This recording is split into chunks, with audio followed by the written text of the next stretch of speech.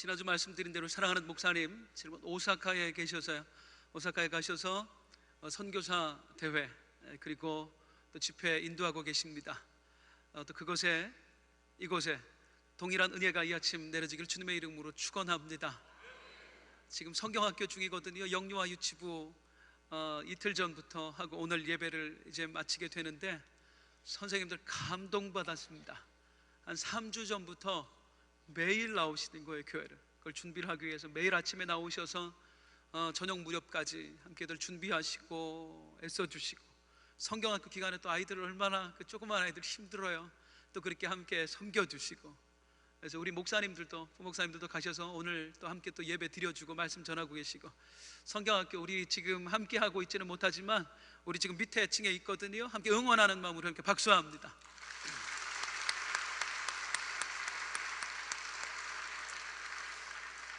옆에 누가 앉아 있습니까? 혹시 인사 나누셨나요? 인사 함께 나누시는데 그대가 보고 싶어서 지난 일주일이 천년과 같았습니다.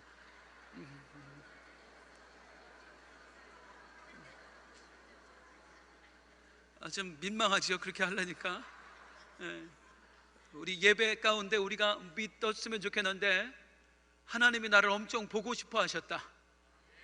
나도 우리 하나님이 무지하게 보고 싶다.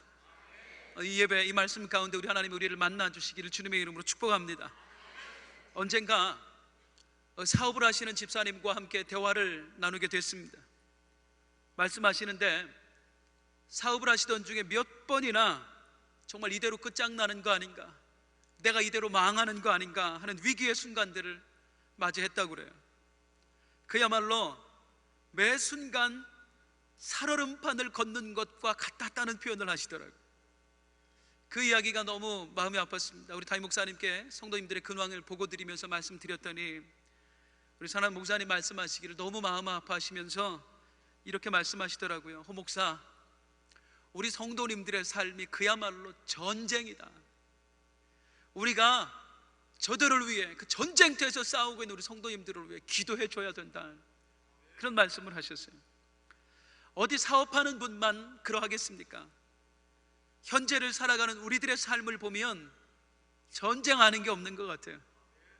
직장에서 살아남기 위해 얼마나 피말리 그 애를 쓰고 있는지 몰라요. 가정을 꾸려나가고 자녀들을 키워나가고, 순간순간 그 나를 가로막는 커다란 장벽 앞에 우리가 얼마나 그 절망의 순간들을 맞이하는가 모릅니다. 이스라엘 백성들 광야 생활을 마쳤어요. 무려 40년 만에 드디어 꿈에도 그리던 이 가나안 땅 입구에 들어선 거예요. 자, 이제 젖과 꿀이 흐르는 땅으로 들어가자. 그런데 그 가나안 앞에 커다란 장벽, 여리고라고 하는 그 장벽이 드리워져 있는 거예요. 마치 이렇게 말하는 것 같아요. 네가 어딜 넘봐? 우리는 가나안 땅에 들어가야 되는데 네가 어디 가나안을 넘보냐고 하듯이 당당하게 우뚝 서 있는 거예요. 혹시 오늘이라고 하는 여러분의 삶 가운데에 여리고와 같은 장벽이 있으십니까? 마치 나를 향해서 네가 어디 감히 내일을 넘보냐고 하는 오늘의 환경이 여러분을 주저앉게 만들고 있습니까? 오늘 우리가 분명하게 믿어야 될 것은 무엇이냐면, 이스라엘 백성 앞에 서 있는 이 여리고는 이스라엘 백성들의 입장에 있어서는 반드시 극복해야 될 대상이라는 것입니다. 이 여리고를 넘어서야 되는 거예요. 여리고를 넘어서야 가나안 땅에 진군할 수 있는 거예요. 이걸 이겨내지 않고는 가나안이라는 미래를 얻어낼 수가 없는 것입니다. 그래서 이 여리고라는 문제는 이스라엘 백성에게 있어 극복해야 될 대상이지 피해버려서 되는 대상이 절대 아닌 거예요. 안타깝게도 나약한 사람들은 오늘이라고 하는 그 현실 앞에서 얼마나 많이 피해버리는지 몰라요. 사람이라는 여리고 앞에서, 환경이라고 하는 그 여리고 앞에서 더 이상 진군해내지 못하고 그만 그 자리에 주저앉아 버리는 사람들이 있는 거예요. 안타깝지만 그래서는 결코 내일의 소망, 가나안의 소망을 얻어낼 수 없습니다. 우리는 넘어서야 될 문제가 있다면 반드시 넘어서야 합니다. 우리는 극복해야 될 장벽이 있다면 무너뜨려야 합니다. 그래야 우리가 내일의 소망을 볼 수 있는 줄로 믿습니다. 그런데 물론 아무리 우리가 그런 마음을 가지고 산다고 할지라도 우리의 능력으로, 인간적인 능력으로 결코 극복해낼 수 없는 문제들이 산적해 있어요. 사실 어쩌면 우리가 살아가면서 마주하는 대부분의 문제들이 우리가 해결하기 어려운 문제들인 것 같아요. 상당수가. 특별히 정말 자식 문제만큼은 내 마음대로 안 됩니다. 진짜로 안 돼요. 어렵네요. 제가 아들이 셋인데 우리 큰애들하고 막내하고 좀 나이가 차이가 납니다. 막내가 초등학생인데 말을 무지하게 안 들어요. 무지하게. 뭐 어린애가 말을 안 들어봐야 얼마나 안 듣겠냐 말은. 그래도 말을 안 들어요. 엄마가 속상해서 너 왜 이렇게 말을 안 들어? 이럴 거면 왜 태어났어? 라고 얘기를 한 거예요. 그게 얘 속을 뒤집은 거죠. 초등학생 우리 막내 아이 뚱뚱하고 눈도 조그맣고 그 조그만 눈을 있는 대로 부릅뜨고 엄마한테 하는 얘기가, 나는 뭐 우리 집에서 태어나고 싶어서 태어났는 줄 알아요? 우리 집보다 훨씬 더 부잣집에서 내가 하고 싶은 거 마음대로 하고 싶은 집에서 나도 태어날 수 있었는데 하나님이 너는 여기로 가라 그래서 왔어요. 근데 왜 나한테 뭐라 그러냐. 만만치 않아요. 어린애니까 귀엽지 이게 크면 중학생 고등학생이 되면 바락바락 대들고 얼마나 큰 전쟁과 같다고요. 아이 키워내는 아이뿐만입니까? 여러분들의 그 큰아드님 어떠하십니까? 나이 잡수신 큰아드님이 나이가 50, 60이 돼도 아들 같은, 나이가 먹어서 고집만 세지고 능력은 없고 바라는 것들은 많고 이쯤 되면 이제 굴복하고 주님 앞에 돌아오겠지. 아니잖아요. 가정에도 우리의 일터에도 또 사업장에도 또 사람들하고의 관계에 있어서도 특별히 교회 안에서도 우리가 넘어야 될 장벽들이 얼마나 많은지 몰라요. 그러나 분명하게 믿으시기 바랍니다. 우리에겐 소망이 있습니다. 할렐루야. 만약에 우리들만 이 문제 앞에 서 있다면, 이스라엘 백성들이 여리고 앞에 서 있는데 그들만 서 있다면 그들은 절망할 수밖에 없는 거예요. 왜냐하면 여리고는 너무 힘든 장벽이거든요. 그런데 분명한 것은 무엇이냐면 그 안에 우리만 있는 것이 아니라 이스라엘 백성들만 있는 것이 아니라 우리 여호와 하나님, 전능하신 하나님께서 그들과 함께 하신다는 것입니다. 우리가 삶에 마주하는 수많은 여리고의 그 장벽 앞에 주저앉을 때도 있지만 분명하게 믿으시기 바랍니다. 세상 끝날까지 나와 함께 하리라 하신 그 하나님께서 그 언약의 말씀대로 지금도 나와 함께 하신 줄로 믿습니다. 질병이라는 장벽 때문에 무너져 내릴 필요 없어요. 사업이라는 장벽, 자녀라는 장벽 괜찮습니다. 하나님이 나와 함께 하신 줄로 믿습니다. 절망해서는 안 되는 거예요. 나 혼자뿐이라면 얼마든지 절망해도 돼요. 힘들어해도 돼요. 그러나 하나님이 함께 하시는 줄로 믿습니다. 이 전능하신 여호와, 그분이 이스라엘 백성들과 함께 하셨으니 어떻게 됩니까? 우리가 이 결말을 알잖아요. 그 철옹성과 같은 여리고가 산산조각 났어요. 마치 휴지 조각처럼 무너져 내리는 거예요. 도저히 이길 수 없을 것 같았는데, 도무지 넘어설 수 없을 것 같았는데 하나님이 함께 하시니 승리를 얻었더라. 한번 따라 하시겠습니다. 있을지어다 그대로 되니라 좋았더라. 한 번 더. 있을지어다. 시작.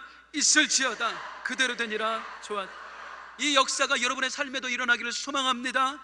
시작된 하반기, 아니 앞으로 살아갈 여러분의 모든 삶의 날들 위해 있을지어다 그대로 되니라 좋았더라.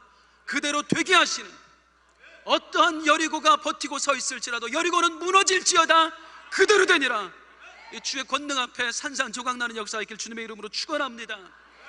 그래서 오늘 이 아침에 우리 함께 이 여리고 정복 이야기를 더 깊숙이 함께 들여다보면서 내 하반기를 어떻게 승리로 이끌어낼 것인가, 앞으로의 삶을 내가 어떻게 승리하는 자로 살아갈 것인가, 또한 여리고와 같은 문제들이 산적해 있지만 이 문제들 앞에 나는 어떤 반응을 보여야 되는가, 오늘 말씀을 통하여 함께 주님의 음성을 듣겠습니다. 자, 먼저 이 여리고 정복에는 이미 전제되어 있는 요소가 있다는 것이거든요. 여리고 정복에 전제되어 있는 요소들을 보는데 여호수아 6장 2절 말씀 함께 읽어보겠습니다. 시작. 여호와께서 여호수아에게 이르시되 보라, 내가 여리고와 그 왕과 용사들을 내 손에 넘겨주었으니, 한번 따라 하시겠습니다. 내가 내 손에 넘겨주었으니, 여기서 중요한 것은 무엇입니까? 이미 주셨다는 것입니다. 누가 약속하신 거예요? 약속이 곧 실제가 되시는 하나님, 성경에 표현하기를 시건치 않으시는, 농담하지 않으시는 우리 하나님께서 우리에게 약속하셨습니다. 내가 내게 넘겨주었노니. 어떻게 되었습니까? 그대로 된 줄로 믿습니다. 그래서 이 여리고 정복에서 전제되어 있는 것은 무엇이냐면 이 전쟁은 승리가 보장되어 있는 전쟁이라는 거예요.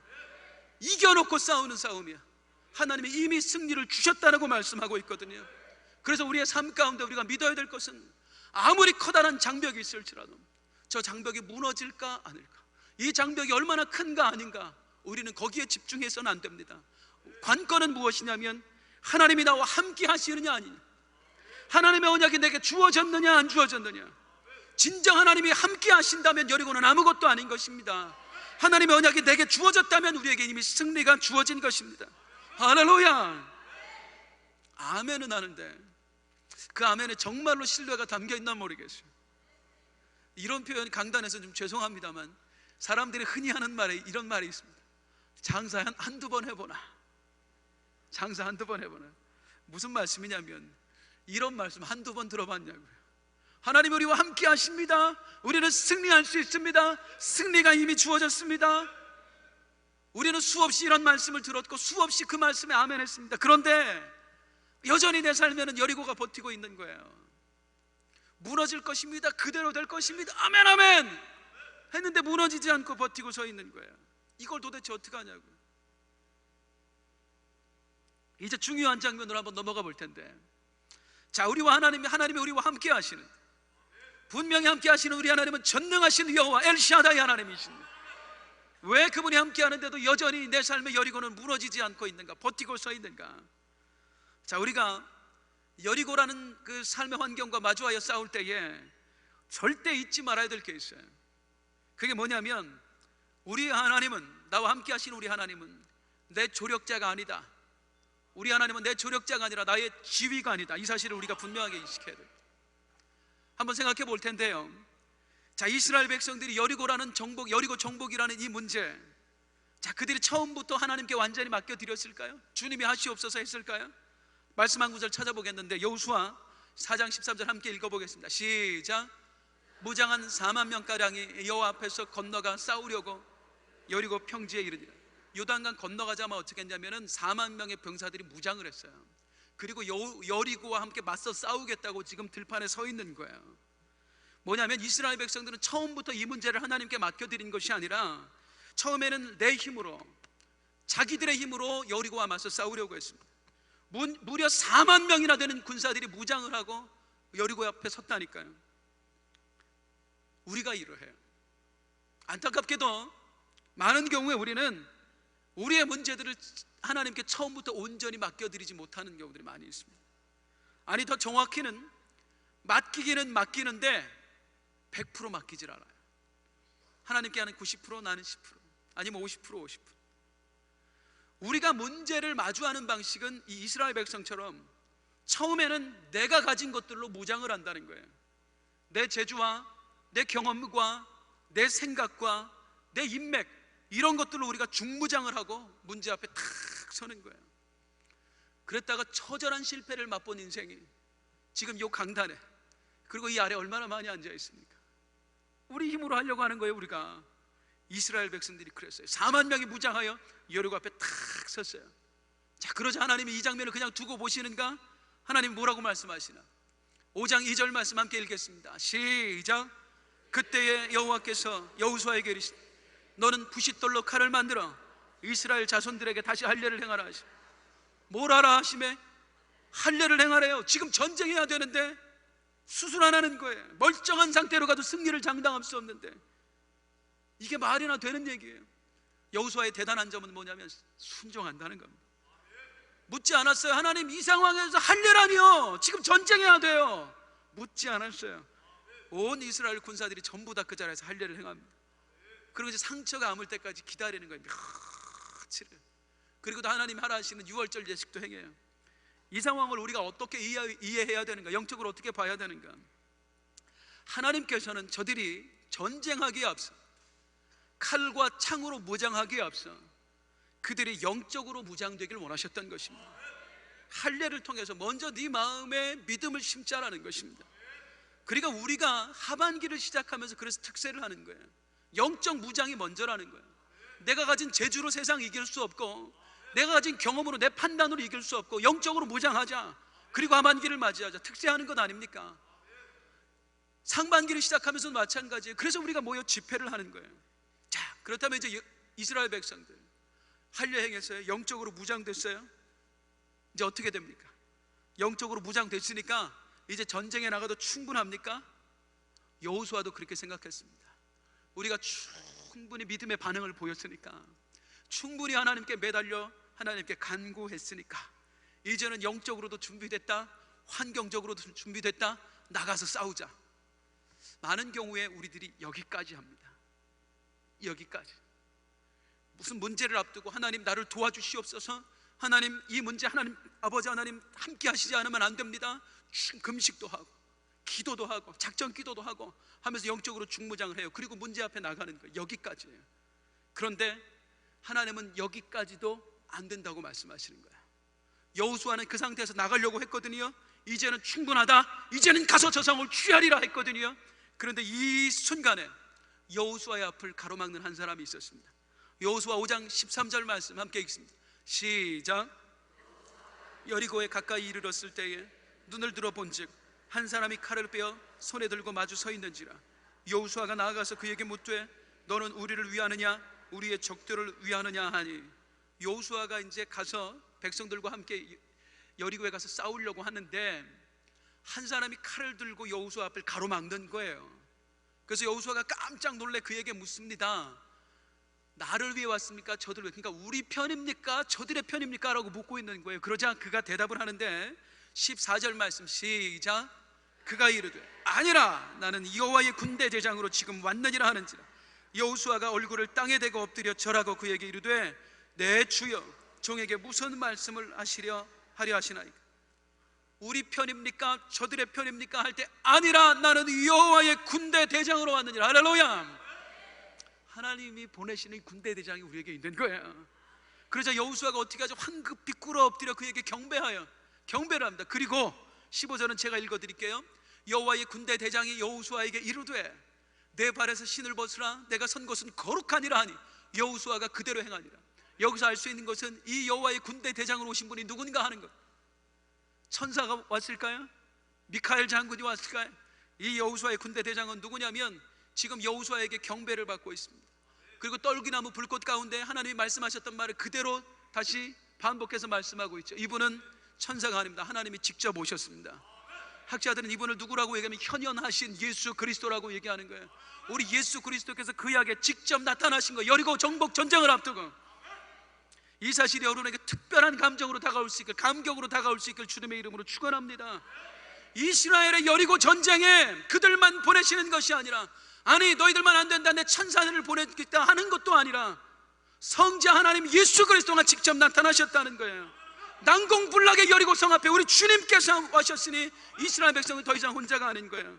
우리 삶 가운데에 우리가 믿어야 될 것, 주님의 약속, 볼지어다 내가 세상 끝날까지 너희와 항상 함께 있으리라. 그 약속대로 주님이 이 시간도 나를 홀로 두지 아니하시고 여리고성과 같은 그 난공불락의 문제 앞에서 절망하고 있는 나에게 눈에 보이지 않지만, 내가 앞으로 가도 주가 아니 계시고 뒤를 돌아봐도 아니 계시지만 지금도 나를 위해 일하고 계신 주님이 함께 하신 줄로 믿습니다. 그런데 이 하나님의 현현 앞에서, 주님의 나타나심 앞에서 우리가 정말로 주의 깊게 봐야 될 구절이 하나 있어요. 14절 말씀 다시 한번 읽어볼게요. 주님이 뭐라고 말씀하시는가? 예수님께서 시작. 그가 이르되 아니라 나는 여호와의 군대 대장으로 지금 왔느니라 하는지. 여호수아가 얼굴을 땅에 대고 엎드려 절하고 그에게 이르되 내 주여 종에게 무슨 말씀을 하려 하시나이까? 잘 한번 보면 여호수아가 이전에 뭐라고 물어봤냐면 우리 편입니까? 저들의 편입니까? 라고 물어봤어요. 그럼 예수님은 우리의 생각에 뭐라고 대답해야 돼요? 그래 맞다 아들아 나는 네 편으로 왔다 그래야 되거든요. 그게 맞거든요. 우리 생각에는. 그런데 주님은 그렇게 대답하지 않으셨어요. 뭐라고요? 아니라 나는 네 편도 아니고 나는 저들의 편도 아니다. 나는 여호와의 군대 대장으로 왔다. 이게 무슨 의미냐 하면 이것입니다. 잘 이해해야 되는데, 여호수아는 이렇게 묻고 있는 거예요. 당신은 우리 편입니까? 우리를 돕기 위해 오셨습니까? 주님 하고 묻는 겁니다. 그러자 그때의 대답은 뭐냐면, 주님의 대답은 아니라 나는 여호와의 군대 대장으로 왔느니라. 나는 너희를 도우러 온 게 아니다. 나는 너의 협력자로 온 게 아니다. 난 너의 대장으로 왔다. 여호수아는요 자기가 대장인 줄 알았어요. 그래서 이 전쟁 가운데 내가 지휘를 하고 우리 하나님은 뭘 하시냐면 나를 도와주시는 분인 줄 알았다고요. 협력자, 조력자. 그런 여호수아에게 하나님의 말씀은 무엇이냐면 우리 편입니까? 날 돕기 위해서 왔습니까? 아니다. 나는 네 편이 아니다. 나는 대장으로 왔다. 네가 대장 아니고 내가 대장이다. 그러니까 내가 너의 편에 서는 게 아니라 내 편에 네가 서야 된다라고 말씀하고 있습니다. 내 편에 네가 서야 된다. 우리 신앙인들이 많은 문제들 앞에서 자주 저지르는 실수가 하나 있어요. 그게 뭐냐면 우리 주인 되신 하나님, 우리 대장 되신 예수님을 그저 겨우 우리들의 협력자로 머물게 한다는 거예요. 물론 하나님께 기도해요. 할례를 행하듯이 거룩을 추구해요. 부르짖어 하나님께 매달려요. 하지만 여전히 내 삶의 문제에 있어서 내가 대장 노릇하는 거예요. 내가 원하는 결과를 계산을 해놓고 내가 원하는 방식도 다 정해놓고 우리가 주님께 기도하는 거예요. 하나님, 이렇게 돼야 돼요. 이런 결과를 원해요. 나를 도와주시옵소서. 하나님, 이제 이렇게 할 거거든요. 계획도 다 세워놔요. 그리고 하나님, 나를 도와주시기만 하면 돼요. 내가 지금 가서 이 사람 만날 거야. 하나님, 그 사람 마음 움직이기만 하시면 돼요. 하나님, 이 서류 잘 통과될 수 있도록 하나님은 도와주시기만 하면 돼요. 내가 다 알아서 할 테니까 하나님은 도와주시기만 하면 돼요. 그런 우리에게 우리 주님이 말씀하시는 거예요. 난 너를 도우러 온 게 아니다. 난 너의 협력자가 아니다. 나는 너의 대장이며 너의 주인이다. 나보고 너의 편이 되어달라고 하지 마라. 네가 나의 편이 되어야 된다. 내가 대장이다. 그래서 네가 원하는 결과를 도출하기 위해서 나를 움직이지 말라. 결과는 내가 설계한다.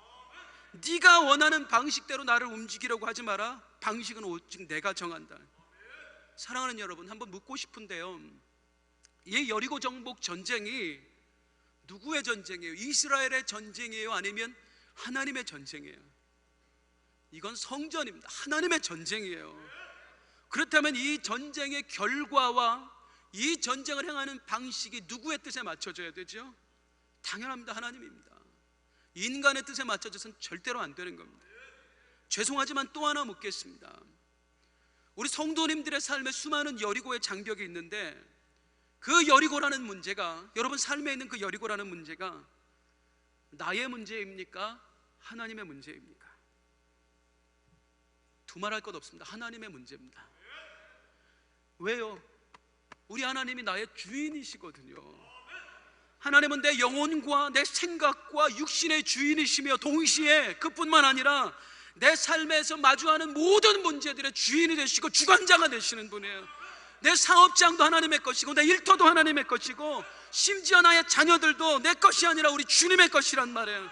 그렇다면 그게 주님의 것이라면, 내 사업장이 주님의 것이라면 내 사업장의 앞날을 누가 설계해야 되느냐고요. 내 자녀들의 앞날이 내 자녀가 주님의 것이라면 그의 앞날을 누가 정해줘야 되겠느냐고요. 넌 죽어도 의사 돼야 돼. 넌 죽어도 판사 돼야 돼. 넌 죽어도 좋은 대학 가야 돼. 정말 그게 하나님의 원하심이라는 것을 여러분 확신하십니까? 누가 정해줘야 되는가? 누가 이끌어가야 되는가? 이 여리고 전쟁은 하나님의 전쟁이에요. 진짜 대장 되신 우리 예수님의 전쟁이에요. 그 결과도 우리 주님만이 정하실 수 있고 그 방식도 우리 주님만 정하실 수 있다는 것입니다. 우리 삶의 모든 것들을 내려놔야 됩니다. 내가 결과도 정해놓고 방식도 정해놓고 주여 나를 도와주시기만 하면 됩니다. 그건 내가 하나님이잖아요. 그건 이방인들도 그렇게 한다고요. 중언부언의 기도가 다른 게 아니에요. 쓸데없는 소리 하는 거예요. 하나님, 내가 이렇게 할 겁니다. 나는 요게 좋습니다. 주님은 그저 도와주시기만 하면 됩니다. 아니요, 주의 뜻을 구하는 자, 아버지의 원대로 되길 원합니다. 이게 진짜 기도입니다. 자, 그러면 대장 되신 예수, 나는 협력자로 온 게 아니다, 나는 너희 대장으로 왔다 하신 우리 예수, 그분은 어떤 방식으로 전쟁을 치르라고 하시는가? 이게 참 기가 막힌 건데요. 6장 3절 말씀 한번 읽어보겠습니다. 시작. 너희 모든 군사는 그 성을 둘러 성주위를 매일 한 번씩 돌되 엿새 동안을 그리하라. 내가 대장이다 하시고 하시는 말씀이, 칼을 빼어들고 하시는 말씀이 여호수아야 가서 성 좀 돌아라. 내가 대장이다 해놓고 가서 내가 싸울게 하는 게 아니라 성을 돌아라. 지혜의 근본이신 하나님이세요. 우주의 기초를 놓으신 분이세요. 그분이 여호수아가 생각지도 못한 엄청난 계략을 지금 딱 내놓으면서 봐봐 이렇게 하면 될 거야, 하나님 이런 방법이 있었군요 하시는 게 아니라 돌아라 돌아라. 아니 여러분, 지금 이스라엘 백성은 이미 준비가 끝났다니까요. 무려 4만이나 되는 정예병이 중무장을 하고 여호수아의 출진 명령만 기다리고 있다니까요. 주님 무기도 충분합니다. 주님 병사도 충분합니다. 계략도 확실합니다. 이제 우리를 도와주시기만 하면 됩니다. 우리 사업하는 분들 표현으로 하면 이거예요. 하나님 나 자본도 준비됐고요, 도와줄 사람도 있고요, 아이템도 확실합니다. 그냥 그저 복만 주시면 됩니다 이거예요. 그런데 우리 대장이라신 우리 주님이 하시는 말씀이 내가 생각해도 이해가 안 되는 방법이에요. 돌아라 돌아라. 우리가 이 얘기의 결말, 여리고성이 무너졌다는 사실을 알고 이 얘기를 들으니까 그렇지, 지금 여호수아 입장에서 얼마나 기가 막히겠습니까? 지휘권 뺏어가놓고, 죄송합니다, 지휘권 하나님이 뺏어가놓고 하시는 얘기가 내가 생각해도 가망성이 없는 얘기를 하신다고요. 더 웃기는 건 뭐냐면 이걸 지금 여호수아 혼자 듣고 혼자 씨름하는 게 아니라 누구한테 얘기해 줘야 돼요? 지금 중무장하고 있는 4만의 병사들에게 가서 그 200만이나 되는 이스라엘 백성들 앞에서 출진 명령을 내리면서 이렇게 이야기해야 돼요. 전군은 들으시오, 하나님이 우리의 대장 되십니다. 하나님이 말씀하시기를 아무것도 하지 말고 그냥 성을 돌라고 하셨습니다. 얼마나 모양 빠집니까? 백성들 듣기 얼마나 기가 막히겠어요. 얼마나. 중요한 것은 이 기가 막힌 여호와 하나님의 말씀에 여호수아가 순종을 했고, 백성들 또한 그 말도 안 되는 말을 믿고 순종을 해서 인류 역사상 다시 없을 위대한 승리의 감격을 맛보았다는 것입니다. 따라하십니다. 주님이 하십니다. 한 번 더, 주님이 하십니다. 이제 주님이 하시는 거예요. 주님이 이루어내셨잖아요. 이제 이스라엘 백성들이 어떻게 이 여리고의 승리를 경험할 수 있었을까? 이스라엘 백성들 입장에서 그들이 가졌던 그 영성, 승리의 영성, 정복의 영성을 한번 살펴보겠습니다. 그래서 우리가 삶의 여리고를 정복하기 위하여 나에게 정말로 필요한 것이 무엇인가 한번 상고해 보고자 합니다. 여리고 정복의 영성, 그 첫 번째는 무엇이냐면 백성들의 입장에서 오직 믿음으로의 영성입니다. 오직 믿음으로 하나님의 말씀을 그냥 믿는 거예요. 묻지도 않고 따지지도 않고 그냥 말씀을 있는 그대로 믿어버리는 것입니다. 할 수 있거든이 무슨 말이냐? 믿는 자에게는 능히 하지 못할 일이 없느니라 하시니라. 할렐루야. 믿음이 곧 능력이고 믿음이 곧 기적인 줄로 믿습니다. 그런데 문제는 뭐냐면 믿으면 된다, 믿으면 산이 옮겨진다 아는데 이 믿는다는 게 어려운 거거든요. 이 믿음을 가진다는 게 뜻대로 한다는 거. 믿고 싶은데 그냥 여리고를 보면 두려운 거예요. 주여 주여 미시옵이다 막 부르짖고 기도하고 삶의 현장으로 딱 가면 겁이 나는 거예요. 자, 그런데 이스라엘 백성은 믿었단 말이죠. 자, 그러면 이스라엘 백성들이 처음부터 이렇게 믿었는가? 그들이 옛날부터 이렇게 믿음의 사람이었는가? 우리가 알다시피 얼마나 꼴 같지 않은 사람들이었습니까? 솔직히 광야의 이스라엘 백성들 얼마나 많이 흔들렸어요. 툭 하면 뭐라고 얘기해요? 우리 애굽으로 돌아가겠다. 조금만 힘들면 우리를 죽이려고 지금 애굽에서 데리고 나왔냐? 내가 왜 믿었을까? 막 그러는 거예요. 얼마나 그들이 하나님을 못 믿었는지 하나님조차 이스라엘 백성을 뭐라고 표현하냐면 목이 곧은 백성, 뻣뻣하게 숙일 줄 모르는데 목이 곧은 백성. 그들의 그 불신이 얼마나 뻣뻣했는지. 그런데 그들이 지금 완전히 달라져 있잖아요. 저들에게 어떻게 이런 믿음이 생겼을까? 그냥 돌아라 할 때 그냥 돌 수 있는 믿음, 이것이 어떻게 생겼을까? 사랑하는 여러분, 훈련입니다. 훈련된 거예요. 광야 40년 동안이 그냥 있어진 게 아니라 저들도 처음에는 두려워했잖아요. 똑같은 상황에서 메뚜기 떼와 같다 우리는 메뚜기처럼 밟혀 죽을 거다 못 들어갔잖아요. 그런데 그들이 지난 40년 동안 훈련되어 있는 거예요. 수많은 기적들을 통해 광야에서 샘물이 터져 나오고, 광야에서 그 아말렉 족속과 싸우면서 이기고, 그 하는 수많은 과정들을 만나와 메추라기를 통해서 훈련되어지는 거예요. 아, 하나님이 함께 하시면 되는구나, 하나님의 역사를 믿으면 되는구나. 이 사실이 뭘 알려주지요? 믿음은 나 스스로 가질 수 있는 게 아니다. 믿음은 내가 갖는 게 아니라 하나님이 주시는 것이다. 그래서 믿음을 뭐라고 표현해요? 하나님의 선물이라고 표현하는 것입니다. 하나님의 선물. 우리가 처음 믿을 때에도 내가 그냥 저절로 믿은 것이 아니라 하나님이 믿음을 선물로 주셨어요. 그 믿음의 씨앗이 내 심령에 심겨져서 내가 고백하게 된 거예요. 주는 그리스도시요 살아계신 하나님의 아들입니다. 나의 구주십니다. 그런데 하나님은 내 마음속에, 내 심령에 믿음의 씨앗을 심겨놓고 그냥 저절로 자라겠지 하고 내버려 두시는 게 아니라 그 씨앗에 물을 주고 햇빛을 비춰주시고 온갖 자양분을 공급하시고 그러면서 내 믿음이 씨앗이 자라나게 만드시더라 그 말입니다. 처음엔 겨자씨와 같았는데 그것이 싹이 트는 거예요. 가지가 생기는 거, 줄기가 생기고 가지가 생기는 거, 잎이 열매가 맺혀지는 거예요. 그런데 이 과정 중에 하나님이 뭘 하셔요? 때로는 물도 주지만, 때로는 햇빛도 비춰주지만, 때로는 냄새나는 오물도 하나님이 거기다가 주시는 거예요. 잘 자라라, 잘 자라라. 그게 바로 때로는 우리의 삶에 찾아오는 고난이며 연단입니다.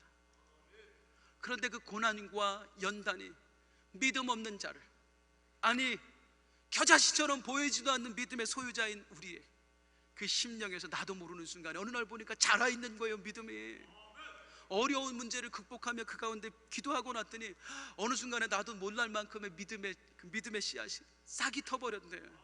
줄기가 생기네요. 열매가 맺히네요. 이스라엘 백성들이 그러했다는 것입니다. 광야에 40년 동안 그들에게 훈련을 통해 믿음이 성숙되어져요. 그 자라난 믿음을 가지고 요단강을 건너가는 거예요. 요단강을 건너가면서 하나님의 역사를 체험하고 더 믿음이 커졌네요. 그 믿음을 가지고 여리고를 맞서 싸우는 거예요. 이제 여리고를 정복하며 더 믿음이 커질 것이고 이 커진 믿음으로 저들은 가나안을 접수하게 될 것입니다. 우리가 믿어야 될 것은 무엇이냐면 그러기에 오늘 우리가 마주하고 있는 여리고라는 이 환경이 나는 믿는다, 이것은, 이 환경은 나를 가로막고 있는 것이 아니다. 하나님이 내 믿음을 키워주시는 또 다른 연단의 과정이다. 그래서 우리는 믿음은 수없이 많은 간증거리를 갖고 오늘 우리 찬양처럼 그 간증거리는 우리의 믿음을 확장시켜 주시는 거예요. 하나님 이 만들어주시는 믿음으로, 이 믿음의 영성으로 여리고를 정복하게 하셨습니다. 여리고 정복의 영성 두 번째는 뭐냐면 오직 순종으로 했다는 것입니다. 사랑하는 여러분, 믿음의 완성은 순종으로 이루어집니다. 순종 없는 믿음은 결코 온전한 믿음이라고 할 수 없어요. 오죽하면 뭐라고? 순종이 제사보다 낫다고 말씀하시잖아요. 이스라엘 백성들의 믿음은 순종으로 표현되었습니다. 내 생각과 다르지만 순종하는 거예요. 내 방식과 다르지만 순종하는 거예요. 도무지 이해가 안 되지만 이게 무슨, 이거 도는 게 뭐야, 이게 말도 안 되지만 그 말도 안 되는 방식의 입술로 아멘하고 행동으로 아멘하는 거예요. 제가 이 장면에서 정말 크게 감동받는 게 있어요. 뭐냐면 여호수아야 어쩔 수 없다 치자고, 지금 여호수아는 누굴 봤어요? 칼을 들고 계신 장면을, 칼을 들고 오신 예수 그리스도를 만났어요. 돌아라, 거기서 끽소리 못하는 겁니다. 순종할 수밖에 없습니다. 그런데 이스라엘 백성들은 다르잖아요. 직접 예수님으로부터 말을 듣는 게 아니잖아요. 여호수아로부터 건네 듣는 거잖아요. 이 여호수아가 누굽니까? 조금 전까지만 해도 모세가 지도자였고 여호수아는 시종이었어요. 신출내기라고요. 그런데 그 여호수아가 나타나서 하는 말이 하나님을 만났습니다. 그분이 대장 되신답니다. 그분이 말씀하시기를 이성을 돌라고 하시네요. 하루에 한 바퀴씩, 마지막 날은 7바퀴, 10바퀴를 돌라고 하시네요. 말도 안 되잖아요. 백성들이 여호수아가 미쳤나? 이게 돌았나? 지금 겁나니까 지금 피해버리는 건가? 별 생각 다 할 수 있거든요.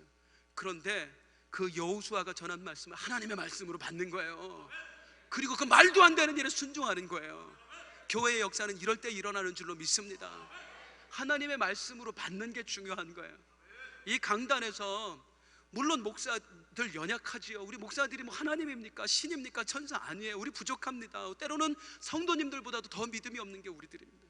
그런데 우리가 하나님 주신 말씀을 깨닫고 그 말씀을 믿음으로 선포할 때에 그 말씀은 그냥 목사가 하는 얘기다가 아니라, 아, 하나님이 나에게 목사님을 통해 말씀을 주시는구나, 주여 믿겠습니다, 받아들이겠습니다, 그대로 하겠습니다. 역사는 이때에 일어나는 줄로 믿습니다.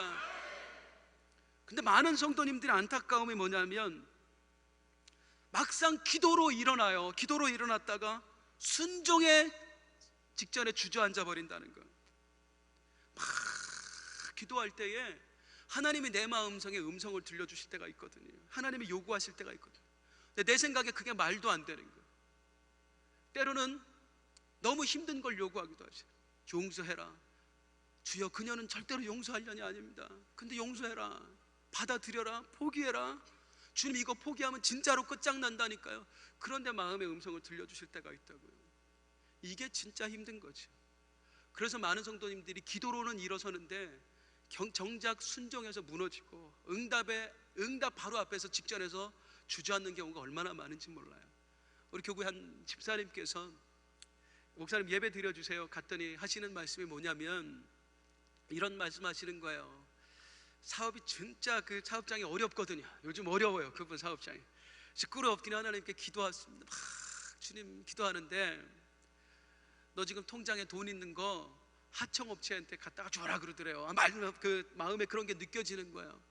통장에 돈이 많은 것도 아니고 얼마 있는데 이제 은행빚도 갚아야 되고 세금도 내야 되고 직원들 월급도 줘야 되고, 이게 우리의 우선순위잖아요. 솔직히 사업을 하시는 분들, 그리고 하청업체에 대해 대금 지불하는 거는 대부분의 그 사업하시는 분들이 맨 나중에 하거든요. 내가 갑이고 걔가 을이니까. 그런데 하나님이 무슨 말씀을 하시냐면 그거 갖고 있는 돈 하청업체부터 갖다 줘라 그러신 거예요. 야, 저는 이분 참 대단한 건 뭐냐면 새벽에 하나님하고 씨름하고 그 말씀 듣고 아멘 하더니 가서 통장에서 돈 찾아다가 불렀대요. 그리고 바로 줘버렸대요. 그리고는 이제 저녁에 목사님 예배 드리면서 목사님 제가 돈 줘버렸습니다. 이제 월급도 줄 거 없고 세금도 낼 것도 없고 아무것도 없습니다. 하나님이 어떻게 하실지 모르겠네요. 기도해 주십시오. 부담 팍 되는 거예요. 부담 팍. 이거 안 되면 목사 탓인 거 아닌가. 근데 제가 진짜 감동했어요. 그 말을 들으면서 어떻게 순종할 수 있었을까. 이해할 수 없는 방식이지만 제가 감동한 건 뭐냐면 이게 하나님의 뜻일까 아닐까. 대부분의 사람들은 그거에 초점을 맞춰요. 아유 집사님, 아무리 하나님이 그런 말씀 하시겠습니까? 우리는 이게 하나님의 뜻인가 아닌가 이거 시간 보내는데 이거 따지는데 시간이 엄청 가거든요. 그런데 우리 집사님은 그럼 묻지도 않아요. 따지지도 않아요. 그냥 하나님이 주신 감동이라면 그냥 순종하고 보는 거예요. 하나님이 우리의 뭘 보세요? 우리가 어리석은 거 아세요? 하나님의 뜻인지 아닌지 분별할 수 없다는 거 너무나 잘 알았어요. 하나님 보시는 거 우리의 마음인 줄로 믿습니다. 이게 하나님의 뜻이야 라고 느껴질 때에 두말 없이 가서 순종할 때에 하나님이 역사를 일으키시는 거거든요. 여리고성은 언제 무너졌습니까? 순종할 때. 기도할 때 아니에요. 할례 받았을 때 아니에요. 순종과 열쇠바퀴를 다 돌았을 때 여리고성 무너진 줄로 믿습니다. 여리고성 정복의 영성 세 번째는 뭐냐면 오직 침묵으로입니다. 말하지 마라. 6장 10절 말씀 함께 읽어보겠습니다. 시작. 백성에게 명하여 이르되 너희는 외치지 말며 너희 입에서 아무 말도 내지 말라. 그리하다가 내가 너희에게 명령하여 외치라 하는 날에 외칠지니라 하고. 아멘. 여리고성 정복, 하나님의 명령에 순종하여 돌 때 또 하나의 원칙, 침묵하라. 이스라엘 백성 주특기가 뭐죠? 하여튼 죄송합니다. 이거 강단에서 주둥이를 함부로 놀리는 겁니다. 툭하면 원망하고 툭하면 불평하고 우리를 왜 데리고 나왔냐, 못 살겠다, 죽겠다, 돌아가고 싶다, 가나안을 가져라. 그 앞에 딱 갖다 놓으니까 아이고 우리는 저들 앞에 우리는 메뚜기와 같다 스스로 포기해버려요. 그토록 하나님이 광야에서 물이 솟아나게 하시고 하늘에서 만나가 내리고 메추라기가 떨어지는 순간에도 고비만 만나면 나 애굽으로 돌아갈래. 이들이 가장 잘하는 게 원망과 불평. 그런데 하나님이 뭐라고 말씀? 그 입술에서 원망, 불평, 제한, 아니 아예 입을 닫아버리라고 말씀하고 있는 것입니다. 아마도 이 침묵의 원칙이 없었다면 이스라엘 백성들은 별소리를 다 했을 거예요. 그냥 돌았겠어요? 그냥 무슨 놈의 전쟁이 이런 전쟁이 다 있냐, 이게 말이 다 되냐. 아니 세상에 이렇게 해서 답이 나와? 화끈하게 가서 밀어붙이든지 싸우든지 뭐라도 해야지. 여호수아 저거 아무래도 안 되겠다, 갈아쳐야 되겠다. 얼마나 자기 생각을 말하고 싶겠어요. 그러나 너는 외치지 말며 너희 음성을 들리게 하지 말며 너희 입에서 아무 말도 내지 말라.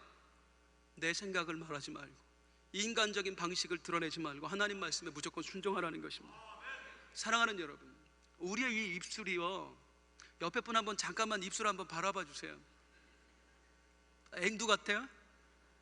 우리의 입술이 얼마나 이게 대단한 입술이냐면, 만군의 여호와 하나님이 한치의 오차도 없으신 위대한 그 설계가, 예술가이신 우리 하나님이 직접 만들어주신 입술이에요. 이 하나님이 선물로 주신 내 입술로 제발 하나님이 원하시는 것만 말하자. 마귀가 원하는 것들이 하나님이 만들어주신 입술에서 나오면 안 되잖아요. 원망, 불평, 자기주장, 판단, 그런 것이 내 입술에서 나오는 것이 아니라 하나님이 원하시는 것들, 이 거룩한 입술로 오직 소망을 말하고, 오직 사랑을 말하고, 오직 은혜를 말하고 믿음을 외치는, 그래서 주님이 돌라 하시는 대로 침묵하여 믿음만을 간직하며 토는 그 위대한 역사가 있길 소망합니다. 여리고 정복의 영성 네 번째는 뭐냐면 오직 인내입니다. 오직 인내로. 이 여리고 정복을 보면은요, 전체 몇 바퀴를 돌아요? 13바퀴를 돕니다. 6일 동안 한 바퀴씩. 마지막 7째 날 7바퀴.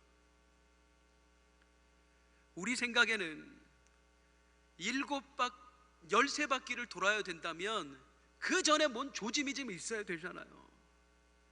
3, 4일 동안 좀 도니까 막 지축이 조금씩 흔들리는 것 같고, 한 10바퀴 도니까 막 금이 좀 가는 게 보이고, 12바퀴 드니까 거의 이미 다 무너져 있고, 그래서 마지막 13바퀴를 도는 순간 이제 끝났다, 막 그런 조짐들이 보이면 우리가 소망이 생기고 희망이 생기고 얼마나 기분이 좋겠어요. 신나겠어요. 그런데 아무리 부르짖어도 아무것도 보이지 않는 겁니다. 전화도 안 와요. 여기서 도와주겠다는 전화도 안 하고 해결될 조짐도 안 보이고, 그때 우리가 절망하죠. 그런데 사랑하는 여러분, 우리 하나님의 사람들은, 하나님이 걷게 하신 그 길을 걷고 있는 사람들은 믿으시기 바랍니다. 마지막 순간까지 포기하면 안 됩니다. 가능성이 보이지 않아도요, 문제가 해결될 조짐이 단 1%도 느껴지지 않아도 우리는 하나님의 결국을 말하면 끝까지 이 길을 가야 되는 거예요. 언제까지? 마지막 13바퀴째까지요. 하나님이 계획하신 결말은 어디에 있어요? 13바퀴가 끝나고 있는 거예요. 그런데 많은 사람들이, 얼마나 많은 사람들이 그 13바퀴 다 돌기 전에 조짐이 안 보인다고, 가능성이 안 보인다고 포기해버리는지 몰라요. 5바퀴만 돌고 아휴, 믿어봐도 소용없네 하는 거예요. 이거 기도해도 별거 없다고. 12바퀴까지 인내해놓고, 제일 안타까워, 12바퀴까지 인내해놓고 마지막 한 바퀴만 더 돌면 되는데 그 결말을 목전에 두고 이제는 내가 다른 방법을 찾아봐야 될 것 같아요 하는 거예요. 사랑하는 여러분, 처음이 믿음이었으면, 출발이 믿음이었으면 마지막도 믿음이어야 하는 줄로 믿습니다. 우리 하나님을 우리가 뭐라고 표현하냐면 알파와 오메가 되신, 처음과 나중이신 하나님이거든요. 그렇다면 우리의 믿음도 알파여야 되고, 우리의 믿음이 알파여야 되고, 우리의 오메가도 믿음이어야 되는 거예요. 믿음의 알파, 믿음의 오메가. 우리 목사님 잘 하시는 말씀 한 번만 우리 같이 한번 외쳐볼게요. 가다 말면 힘든 것만 남고 끝까지 가면 간증이 남는다. 목사님 시키실 땐 잘하던데 제가 시키면 잘 안 하시네요.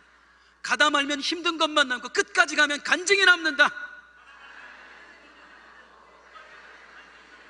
아멘, 아멘. 간증거리가 눈에 보여질 때까지 달려갑시다. 포기하지 말고 마지막 13번째, 주님이 계획하신 그 결말의 순간까지. 자, 이제 또 하나 살펴본 것은, 하나님은 왜 이런 방법을 쓰셨을까 하는 거예요. 우리 하나님이 얼마나 지혜로우신 분이세요.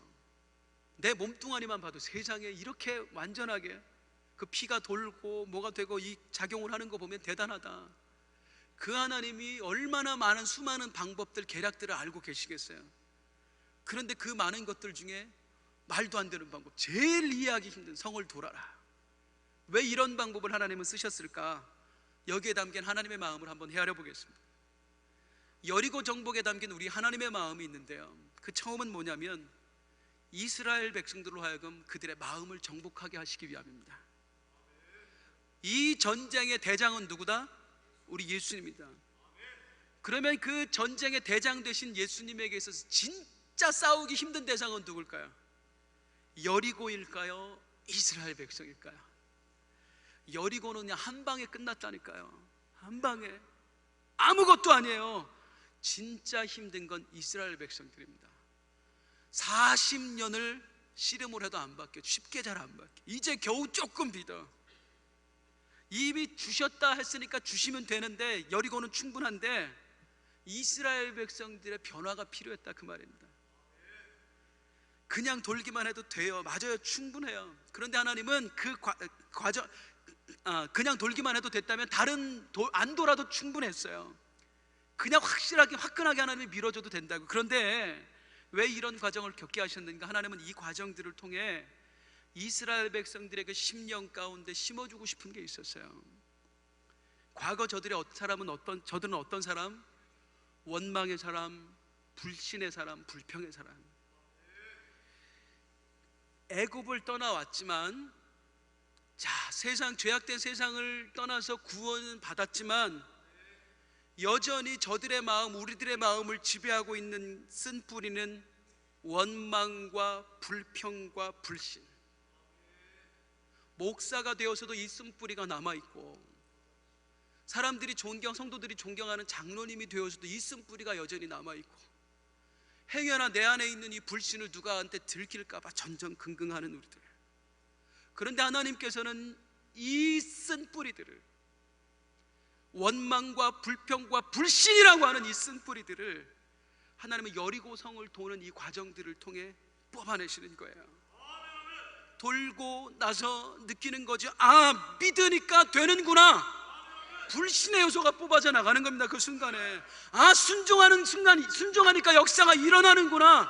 원망이 뽑아져 나가는 거예요. 인내하니까 하나님의 결국을 우리가 보게 되는 거나, 불평이 뽑아져 나가는 거예요.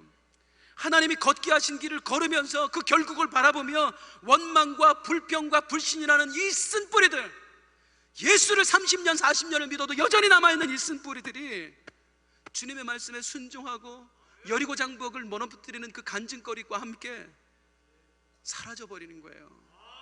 그리고 하나님이 원하는 것들이 새로 심겨지니 믿음이 심겨지고, 소망이 심겨지고, 인내가 심겨지는 것입니다. 왜 나에게 이런 말도 안 되는 요구를 하실까? 하나님은 왜 나에게 때로는 침묵하실까? 심어주고 싶은 게 있다. 이 여리고 정복에 담겨진 하나님의 마음 또 하나는 뭐냐면, 이들을 믿음과 순종으로 무장시키기 위해서예요. 무슨 말씀인가?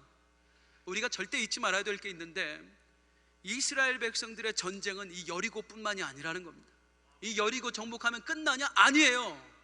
여리고를 넘으면 아이성이 기다리고, 아이성을 또 넘으면 아모리가 기다리고 있고, 아모리를 넘으면 예루살렘을 넘으면 헤브론, 엄청난 또 다른 여리고들이 이들 앞에 기다리고 있는 거예요. 그러면 지금 믿음이 심겨지지 않으면, 지금 순종을 배우지 않으면, 지금 인내하는 법을 배우지 않으면 하나님께서는 이들과 여리고에서 했던 씨름을 또 아이에서도 해야 되고, 여기서 이렇게 했는데도 아이에서 또 무너지잖아요. 아이에서 했던 씨름을 또 아모리 앞에서도 또 해야 되고, 예루살렘에서도 해야 되고, 헤브론에서도 해야 되고, 우리가 지금 넘어야 될 이 여리고라는 삶, 문제, 그걸 하나님의 은혜로 극복하지 않고 우리 가운데 믿음이 심겨지지 않고 우리가 무장되지 않는다면 우리는 또 다른 문제 앞에 섰을 때에 또 무너질 수밖에 없고, 여기서 이 믿음을 배우지 않는다면, 여기서 소망과 인내를 배우지 않는다면 우리는 또 다른 여리고 앞에 푸석 주저앉아서 원망하게 될 것입니다. 우리는 마지막 주님 앞에 서는 그 순간까지 긴장해야 되는 거예요. 우리는 그리스도의 군사들이에요. 우리는 전쟁을 하고 있는 거예요. 영적 전쟁이에요. 마귀는 절대로 우리가 하나님 앞에 그냥 품에 안길 때까지 그냥 두고 보지 않습니다. 수많은 여리고라는 장벽, 그것들을 우리 앞에 갖다 놓을 거예요. 그때마다 무너졌다 또 일어나고, 무너졌다 또 일어나고. 아니에요. 무장되어야지요. 여리고를 이겨냈다면 그 영성, 그 믿음을 가지고 아이도 정복하고, 아이를 정복했던 그 영성으로 가지고 아모리도 정복하고, 예루살렘도 극복해내고, 헤브론도 정복해내고, 이 믿음이 우리에게 필요한 것입니다. 그 처음 시작이 바로 이 여리고에서 이루어진다, 그 말이에요. 그러니 하나님께서 하나님 앞에, 하나님 생각에, 하나님 보시기에 이 여리고 전쟁이 얼마나 중요하겠습니까? 이 여리고를 통해 심어주자. 저들에게 알게 하자. 무엇을? 이것은 너희의 전쟁이 아니라 나 여호와의 전쟁임을 알라. 너희가 이 전쟁의 지휘관이 아니라 내가 지휘관임을 알라. 너희의 방식으로 싸워야 되는 거 아니라 지휘가 아닌 나의 방식으로 싸워야 됨을 알라. 너희가 내 말에 믿고 순종하고 인내하면 나의 결국을 보게 되리라. 이 간증거리가 쌓이고, 이 간증으로 무장되고, 그것이 믿음이 돼야 그 믿음을 가지고 이 가나안 전체를 정복하게 되는 것입니다. 그래서 우리는 그냥 이 문제를 극복해 주세요가 아니라 오늘의 문제를 통해서 하나님이 주고 싶은 것들을 반드시 얻어내야 돼요. 훈련을 통하면 성장을 해야죠. 얻어내는 게 있어야 될 것 아닙니까? 사랑하는 여러분, 이제 우리 하반기를 향해 달려나갈 텐데 어떨까요? 우리 하반기의 삶에, 죄송합니다, 또 여리고가 있을 거예요. 난공불락의 요새들이 우리를 탁 버티고 서서 마주할 거예요. 사랑하는 여러분, 이제 마지막으로 한번 살펴볼까? 그 여리고라는 환경 앞에서 또 펼쳐질, 또 드리워질 그 여리고라는 환경 앞에서 정말로 나에게 필요한 게 뭘까? 오늘 말씀을 정리하면서 진짜로 내가 부르짖어 기도해야 된다면, 믿음만 가져야 된다면, 내가 정말로 기도해야 될 기도 제목 엑기스 단하나는 뭘까? 이제 그것으로 봅니다. 그것으로 달려가겠습니다. 여리고가 결정적으로 어떤 순간에 무너졌는가를 봐야 돼요. 어떻게 할 때 무너졌는지를 딱 보고 우리가 그걸 캐치해내고 우리가 그것을 구하며 기도해야 되는 줄로 믿습니다. 여리고성이 언제 무너졌는가 한번 볼 텐데, 여호수아 6장 5절 말씀 함께 볼게요. 시작. 제사장들이 양각 나팔을 길게 불어 그 나팔 소리가 너희에게 들릴 때에는 백성들은 다 큰 소리로 외쳐 부를 것이나 그리하면 그 성벽이 무너져 내리니 백성은 각기 앞으로 올라갈지니라 하시매. 할렐루야. 여리고 성벽이 어떨 때에, 어느 순간에 무너졌다고 말씀하고 있어요. 백성들이 다 큰 소리로 외쳐 부를 때에, 우와 하고 부를 때에 성벽이 무너졌대요. 그런데 신호가 있죠. 다시 띄워주세요. 신호가 있죠. 언제 외쳐 부르라고 얘기했어요? 나팔을 불 때에, 나팔 소리가 들릴 때예요.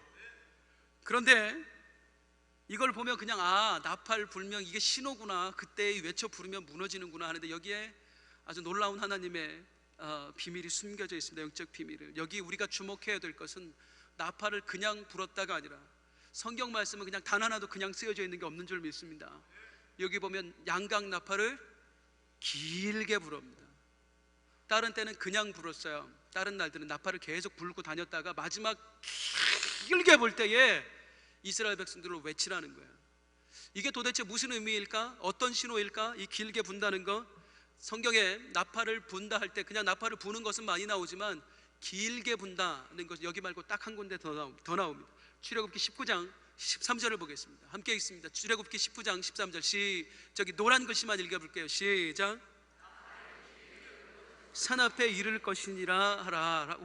이게 하나님 말씀하신 건데, 나팔을 길게 불어라, 이 말씀을 언제 하신 말씀이냐면 이스라엘 백성들을 시내 광야에 모아놓고 하나님께서 이스라엘 백성들에게 십계명을 주시기 위하여 친히 사자를 보낸 것이 아니라 친히 하나님께서 강림하셨습니다. 친히 임재하셨습니다. 그런데 우리 하나님이 임재하실 때에 이스라엘 백성들은 하나님을 볼 수 있는 게 아니잖아요. 하나님의 임재를 어느 순간에 느낄 수 있느냐 하면 그 방법을 하나님이 알려주시니, 너희 제사장들아 나팔을 길게 불어라. 그때에 나 여호와가 너희의 진에 강림하리라. 이거는 지금 여리고 앞에 서 있는 이스라엘 백성들이 시내산에서 이미 경험했던 바입니다.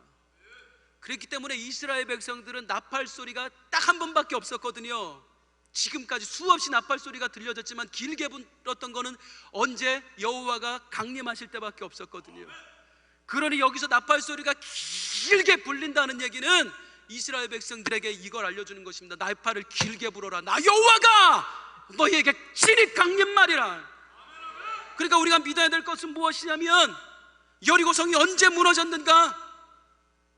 이제 없애주셔도 되는데, 여리고성이 언제 무너졌는가? 하나님이 강림하실 때입니다. 여호와 하나님이 친히 그 싸움터에 내려오셨고 그 엄청난 장벽을 하나님이 손으로 미루셨어요. 아니, 우리 하나님 손가락만 대셨을 거예요. 그러자 그 초롱성이, 그 엄청난 성벽이 휴지 조각처럼 무너져 내리는 거예요. 사랑하는 여러분, 우리의 삶 가운데에 도저히 넘어설 수 없는 여리고와 같은 장벽이 있다? 하나님이 강림하시면 해결되는 줄로 믿습니다. 여호와가 임하셔야 합니다. 내가 아무리 밀어도 버티고 뚝 서 있는 그 여리고가 하나님의 손가락 하나면 끝난다니까요. 그래서 우리는 하나님의 은혜를, 하나님의 임재를 기도해야 되는 거예요. 여기 그걸 알려주는 게 또 하나 있는데, 여기 보면 하나님이 임재할 때에 어떻게 알아? 나팔 소리가 길게 불릴 때에 이스라엘 백성아 외쳐 불러라. 외쳐 불러라. 소리 질러라가 아닙니다. 외쳐 불러라. 그럼 이 함성 소리가 어떤 함성 소리일까요? 무너져라 성벽을 향해 외치는 그런 함성 소리가 아닙니다. 이 나팔 소리와 함께 누가 강림하셔요? 하나님이 친히 이곳에 강림하신다면 이스라엘 백성들의 외쳐 부르는 소리는 누구를 향해 부르는 소리예요? 하나님을 향해 외쳐 부르는 소리예요. 성벽을 향해 무너져라 하는 게 아니라 하늘을 향해 지금 임재하시고 있는 하나님을 향하여서 문들아 머리 들어라. 들릴지어다 영원한 문들아. 영광의 왕 들어가시도록. 영광의 왕 들어가신다. 그 순간에 외쳐 부르니 왕께 만세! 왕께 만세! 이 소리와 함께 무너지는 거예요. 여리고 성벽이 무너진 건 하나님의 임재와 함께 무너졌고, 우리가 할 일은 그 하나님의 역사를 찬송하고 영광 돌리고 하나님의 영광을 높여드리는 것밖에 없는 거예요. 사랑하는 여러분, 다시 말씀드립니다. 여리고성이 무너진 결정적인 힘은 뭐? 여호와의 임재예요. 하나님의 강림이에요. 우리의 삶에 여리고와 같은 장벽이 언제 무너지냐? 믿고 기도할 때? 죄송하지만 아닙니다. 순종할 때? 아닙니다. 인내할 때? 아닙니다. 결정적으로 하나님의 임재예요. 오해하지 않으셨으면 좋겠어요. 그러면 왜 믿어야 되지요? 믿어야 돼요. 그래야 하나님의 임재를 경험할 수 있어요. 왜 순종하지요? 순종해야 하나님의 임재를 볼 수 있어요. 믿음도 순종도 인내도 하나님의 결국을 보기 위해, 임재를 보기 위해 하는 거예요. 안타까운 건 뭐냐면 많은 분들이 기도합니다마는 그 기도가 하나님의 임재를 보지 못하고 중도에 그치는 경우가 많다는 거. 작전 기도 40일 했으니까 됐겠지. 금식 뭐 일주일 했으니까 됐겠지. 금식을 일주일 채웠다가 중요한 거 아니고 40일 동안 작전 기도를 했다가 중요한 게 아니고 하나님의 임재를 맛보았느냐, 너에게 지금 성령의 기름 부으심이 임했느냐.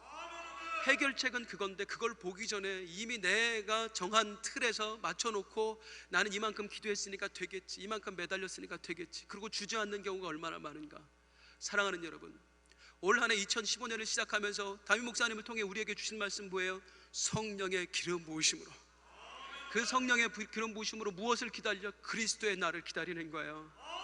그리스도의 날이 언제? 마지막 열쇠 바퀴가 끝나고 하나님의 역사가 이루어지는 그 순간, 내 사업장에 그리스도의 날이 오게 하여 주옵소서. 우리의 가정에 그리스도의 날이 오게 하여 주옵소서.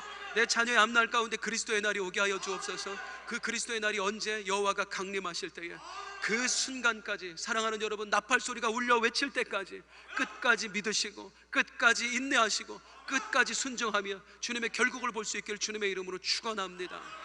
할렐루야, 아멘. 우리 함께 기도합니다. 하나님 아버지,